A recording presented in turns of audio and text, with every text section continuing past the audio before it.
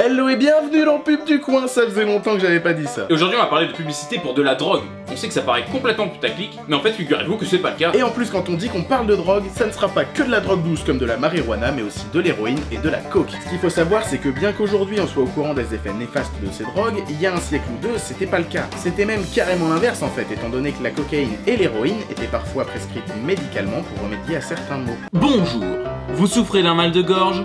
Prenez donc une pastille à base de cocaïne. Une toute tenace? Pensez à l'héroïne. Et enfin une crise d'asthme difficile à faire passer?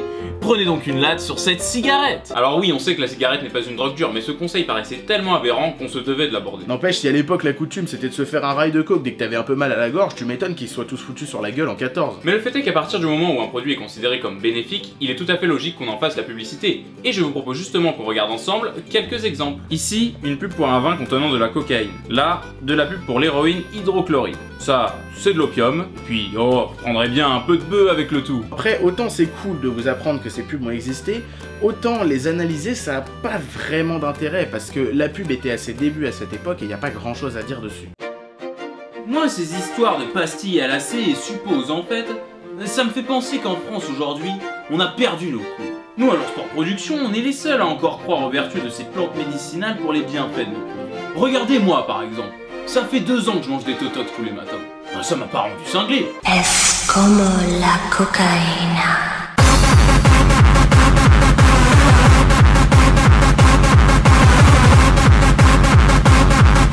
Moi j'en connais un qui aurait fait fortune au 19e siècle. Donc jusque là, dans notre chronologie, rien d'anormal. La drogue n'est pas prohibée, bien au contraire. En témoigne ce print pour de l'héroïne en forme de sel. Attendez, vous avez rien remarqué? C'était vendu par Bayer. Bayer AG est une société chimique et pharmaceutique allemande fondée en 1863. Et oui, on parle bien de cette société qui a reçu une pétition signée par 1,4 million de personnes pour leur demander d'arrêter de fabriquer des pesticides tueurs d'abeilles. Non seulement aujourd'hui ils butent les abeilles, mais il y a 200 ans c'était nous qu'ils essayaient d'empoisonner. Depuis le 19e siècle, bordel. Mais au début du 20e siècle, coup de massue pour les dealers en costume cravate. 5 ans après la loi de 1914, c'est de ce même mouvement que naîtra la célèbre Prohibition, qui interdira la vente d'alcool jusqu'en 1933. 14 ans sans boire une goutte de gnôle, c'est impensable pour nous les Gaulois. Eh, PD de Ricard.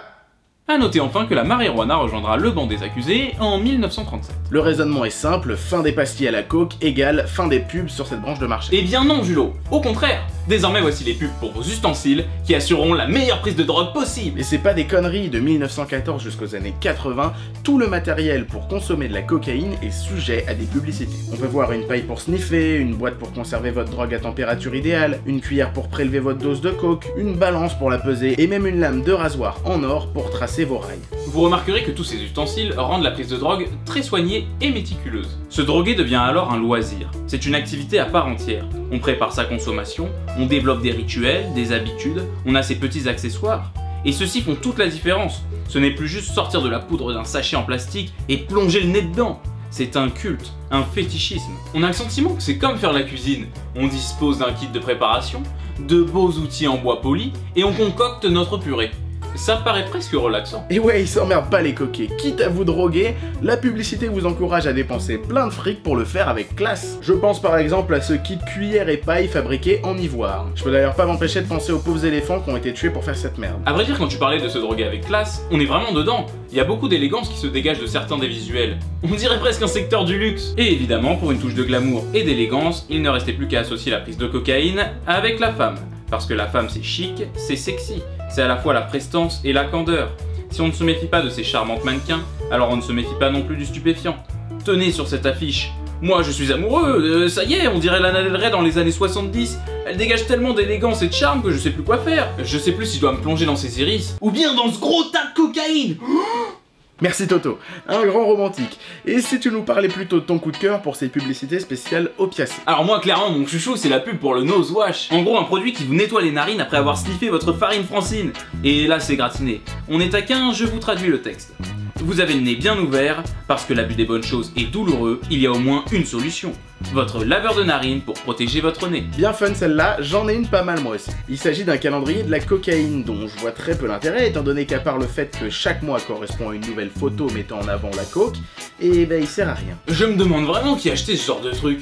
Faut vraiment être accro pour avoir envie de ça. Toujours est-il que j'attire votre attention sur la police de ce calendrier qui ressemble énormément à celle de Coca-Cola. L'occasion pour nous de vous rappeler que jusqu'en 1903, le Coca comptait lui aussi de la cocaïne parmi ses ingrédients, ce qui veut dire que techniquement, ceci était aussi une pub pour des produits stupéfiants ou plutôt une boisson en contenant. Au fil du temps, on s'aperçoit que le mot cocaïne est de moins en moins employé. La nouvelle tendance, c'est le terme snow. Ça veut dire la neige, La poudre blanche. la poudreuse pour les skieurs. Et un skieur pro, ça tombe bien, on en a un. Alors lui, je vous préviens, c'est un as des as. Un ski alpin, ski de fond, ski sauté, super G, tous les sports de glisse, tu veux, il a. Eh bien bonjour à tous. Et bienvenue pour cette nouvelle épreuve de ski descente olympique slalom. Bonjour Arthur. Bonjour Julien, je suis heureux d'être avec toi en duplex de Mantes-la-Jolie, près de Poitiers.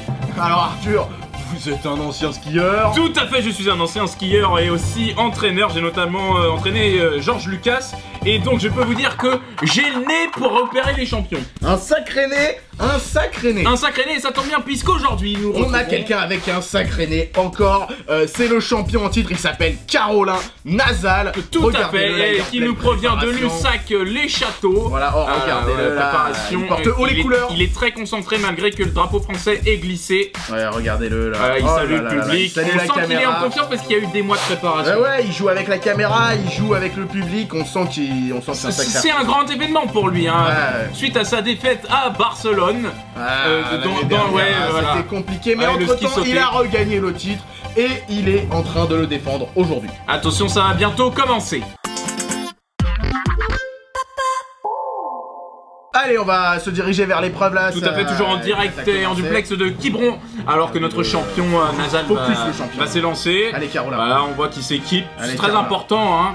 C'est pour éviter que ça rentre dans les yeux. C'est lui notre plus grande chance de médaille. Tout à fait, là on a Oh, vu la gestion allez, du il coude. prépare un peu son slalom. Oh là, Tout à fait. c'est un peu ambitieux ça. Ouais, le Ouais. rider qui prépare son Et slalom en tout cas, géant. s'il le réussit, Attention. il est champion. Attention, là c'est le freeride. Ouais, oui. Hop, il démarre sur un flat Oui, pour pas commencer, mal, pas mal. classique. Allez, Une descente, Caro, allez, il Caro. aligne.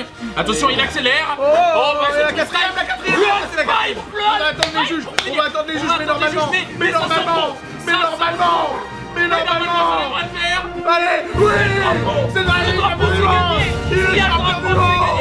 Il est champion du monde. Il est champion. Comme en 98, comme en 2018, Comme en il est champion du monde en 2018 C'est encore. l'homme de ce C'est mois. incroyable.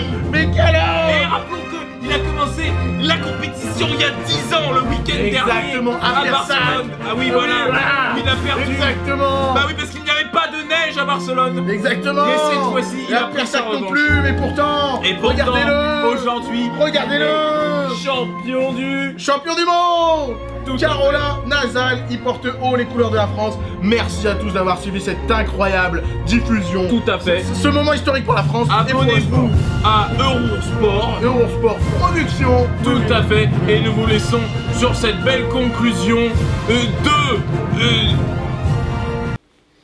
Et oui, dans cette vidéo, on aura appris que la publicité n'est pas toujours éthique. On espère que ça vous aura plu et on vous dit à dans 2 semaines. Es como la cocaína.